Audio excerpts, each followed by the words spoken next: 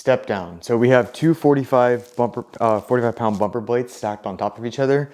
This can be a plethora of things just to give you some sort of height. You could, if you're at home and you have minimal equipment, you could use like a 4x4, 2x4, you could use a stair.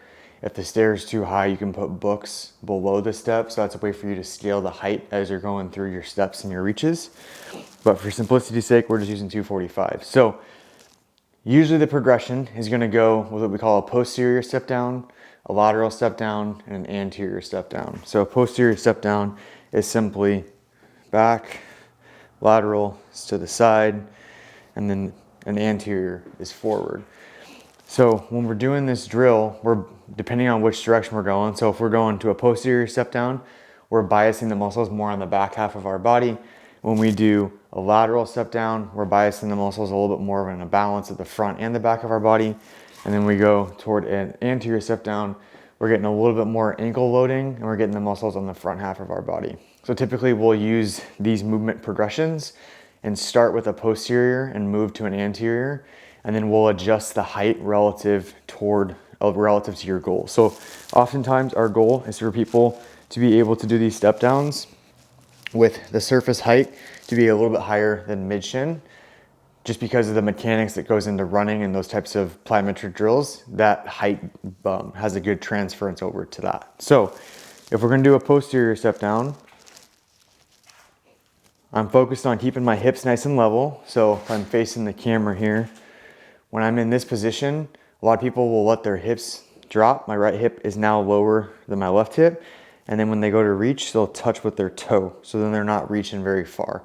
If you're gonna touch with the toe, that's fine, keep it that way, but then you need to increase the height of the box in order to get some better range of motion.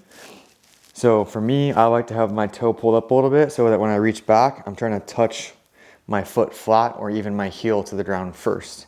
And the other thing is I like to use hands for a counterbalance here. So if we're not loading you up with any sort of weight, I can reach out in front, touch, come back, reach out in front, touch, come back.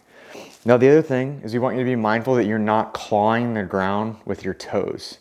So a lot of times what we'll do is we'll have people pop their shoes off and then hang their toes over the edge of the box or surface or whatever they're standing on, so that way when they go to do the reverse step down or the lateral step down, that they're unable to claw the ground with their toes, and we're getting motion through the midfoot, which allows my knee to track a little bit better. So look for that in your programming. If we say, hey, shoes off, toes over the edge, this is what we're talking about. I just want you to be able to not compensate through all those muscles that are controlling your toes.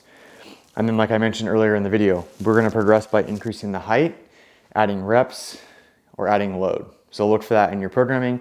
And again, that distinction is gonna be posterior is back, lateral is to the side, and anterior is forward.